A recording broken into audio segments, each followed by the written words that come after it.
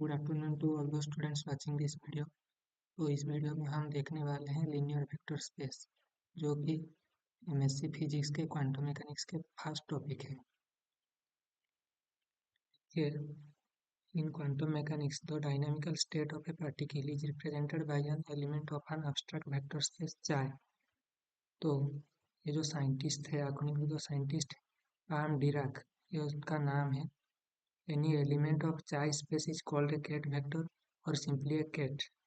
कोई भी psi space में हम एलिमेंट को लेंगे तो उनको हम ये केट वेक्टर कह सकते हैं। उसका सिंबल ये है, एक ये ऐसा आई वाला सिंबल और एक ग्रेटर देन वाला सिंबल। तो अगर एलिमेंट यू है वो चार स्पेस में, तो हम उसको लिख सकते हैं केट यू। अब हम देखने वाले हैं ऑपरेशन ऑफ केट वेक्टर। तो पहले आएगा स्केलर मल्टीप्लिकेशन।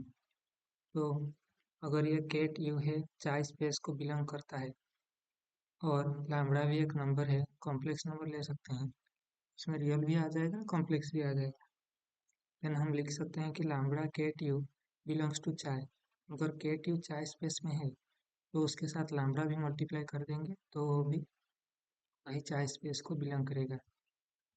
फिर वो लैम्बडा को हम केट के अंदर भी ले सकते हैं, उसको बाहर भी ला सकते हैं, उसको कहते हैं हम स्केलर मल्टीप्लिकेशन।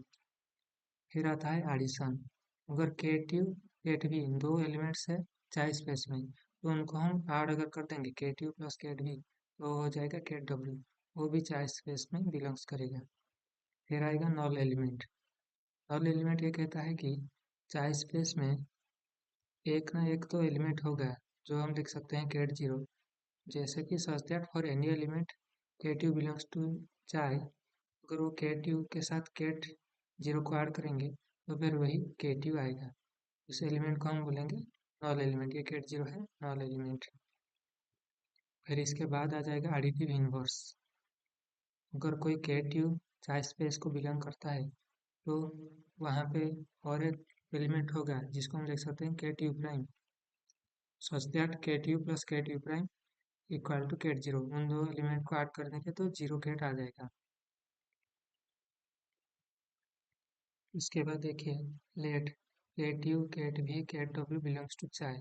सपोज ये तीनों केट वेक्टर चाय स्पेस को बिलोंग करते हैं and A and B are scalar complex ले गए हैं। फिर उसकी नेक्स्ट प्रॉपर्टी आता है commutative law of addition. Commutative का एडिशन लॉ देखेंगे यहाँ पे।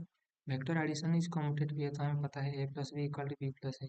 कोई भी दो वेक्टर लो, पहले के साथ दूसरे ऐड कर जो आएगा वो दूसरे के साथ पहले नेक्स्ट स्टेप में ऐड करोगे तो भी सेम ही आएगा। तो ket U plus ket B equal to ket B plus ket U. यह है कम्यूटेटिव लॉ ऑफ एडिशन। इसके नेक्स्ट प्रॉपर्टी है एसोसिएटिव लॉ ऑफ एडिशन। तो वेक्टर एडिशन एसोसिएटिव है, तो नॉर्मली हम तो नंबर लेकर के भी कर सकते हैं ना एसोसिएटिव लॉ। तो ket U plus ket B, पहले दो केट को ऐड करेंगे, उसके बाद केट डब्ल्यू को ऐड करेंगे, जो भी आंसर आएगा इक्वल होगा ket U plus ket B plus ket W. पहले सेकेंड और थर्ड को ऐड कर देंगे, फिर फर्स्ट को ऐड कर देंगे, तो सेम ही आंसर आएगा। उसके बाद आएगा आइडेंटिटी ऑपरेटर। ये कहता है there exist an identity element I. I को आइडेंटिटी एलिमेंट लिया गया है इन लीनियर स्पेस चाई such that I cat U equal to cat U. Cat U इसके साथ जो जब वो आइडेंटिटी एलिमेंट को मल्टीप्लाई कर देंगे ये आई को, फिर वही केट यू आ जाएगा। और एवरी वेक्टर इन चाई स्पेस का सारे एलिमेंट के साथ ऐसा होगा। फिर आएगा associative law of scalar multiplication. ये कहता है स्केलर मल्टीप्लिकेशन एसोसिएटिव है। दो स्केलर ले गया है ए और बी, तो ए को बाहर रख के केट बी के साथ मल्टीप्लाई करेंगे जो भी आएगा, तो बी को हम बाहर भी ला सकते हैं, ए बी केट यू।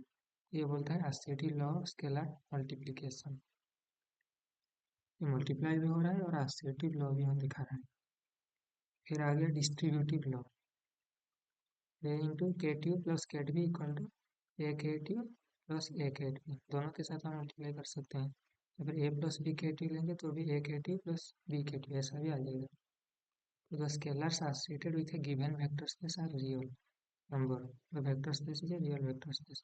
जब स्केलर जो वेक्टर स्पेस के साथ एसोसिएट होगा वो अगर रियल नंबर होगा तो वेक्टर स्पेस को भी कहा जाएगा रियल वेक्टर स्पेस। अगर स्केलर कॉम्प्लेक्स हो गया वेक्टर स्पेस को कहा जाएगा कॉम्प्लेक्स वेक्टर स्पेस। ये आपका एक लॉन्ग क्वेश्चन है, पीजी के एग्जाम में जनरली आता है कि लीनियर वेक्टर स्पेस क्या है लिखो। तब तो आप इतना लिखोगे तो 5-6 मार्क के लिए तो इतना हो ही जाएगा। अगर ज़्यादा 10 मार्क के आ गया तो आपको एग्जाम्पल कुछ दे के लिखना पड़ेगा।